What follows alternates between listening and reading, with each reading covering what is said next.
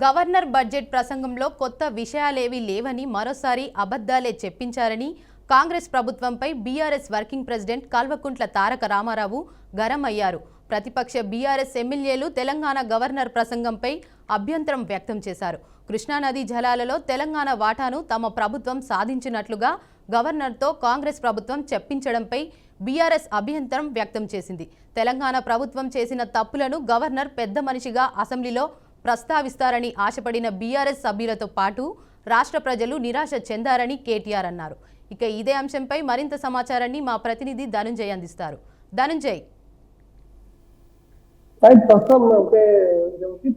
చూస్తున్నాం. ఎందుకంటే తెలంగాణ రాష్ట్ర అసెంబ్లీ సమావేశాలు ఈ రోజు ప్రారంభమై ఈ ప్రారంభ సమావేశంలోనే గవర్నర్ ప్రసంగంపై మాజీ మంత్రి కేటీఆర్ కీలక వ్యాఖ్యలు చేశారు. ఇప్పటికే తెలంగాణ రాష్ట్రంలో కాంగ్రెస్ పార్టీ అవలంబిస్తున్న విధానాలపై అసెంబ్లీ సమావేశంలో ఒక వేదిక మారుతున్న పరిస్థితి మనం చూస్తున్నాం. ఈ రకంగా ఈరోజు గవర్నర్ ప్రసంగాన్ని చూస్తుంటే మనం కేవలం కాంగ్రెస్ కు మాత్రం కరపత్రంగానే ఉందని చెప్పేసి మంత్రి కేటీఆర్ మాజీ మంత్రి కేటీఆర్ చేసిన వ్యాఖ్యలు ఒక్కసారిగా రాష్ట్ర రాజకీయాల్లో దుమారాన్ని శతం చేస్తున్నాయి. ఎందుకంటే కాంగ్రెస్ కార్యకర్తల ప్రసంగాల్లోనే ఉంది అని చెప్పేసి ఇక్కడ చెప్తున్న పరిస్థితి ఒకవైపు చూస్తున్నారు. ఇందులో భాగంగానే కేటీఆర్ బడ్జెట్ ప్రసంగంపై అన్ని విధాల అబద్ధాలు అసత్యాలే ఉన్నాయని చెప్పేసి చెప్తున్నారు. ఎందుకంటే బడ్జెట్ సమావేశాల్లో ఈరోజు కాంగ్రెస్ పార్టీ ప్రవేశపెట్టిన బడ్జెట్ సమావేశాల్లో కేవలం అబద్ధపు బడ్జెట్ మాటలే ఉన్నాయని చెప్పేసి అటు తీవ్ర స్థాయిలో కేటీఆర్ విమర్శలు చేస్తున్నారు. ఈ రకంగా కృష్ణా జలాల వాటాలకు సంబంధించిన విషయాలు చూసాం.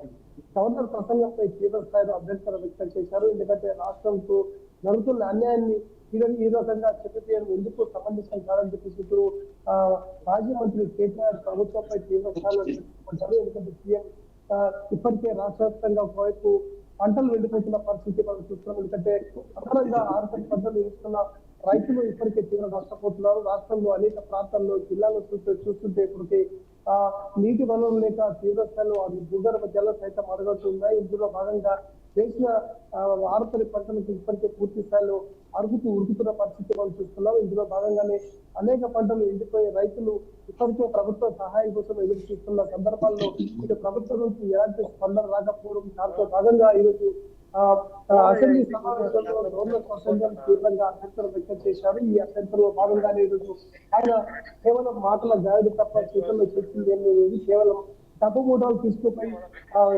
వారానికి నెలకొకసారి ఢిల్లీ నుంచి ఢిల్లీలో అట్లబ్లో మాటాబచ్చలు చేసుకుని ఈరోజు జిల్లా రాష్ట్ర రాజకీయాలు ఆశిస్తున్న రేవంత్ రెడ్డి అని చెప్పేసి అటు కేటీఆర్ చెప్తున్న మాటలు తీవ్రంగా దుమారాన్ని చేస్తున్నాయి.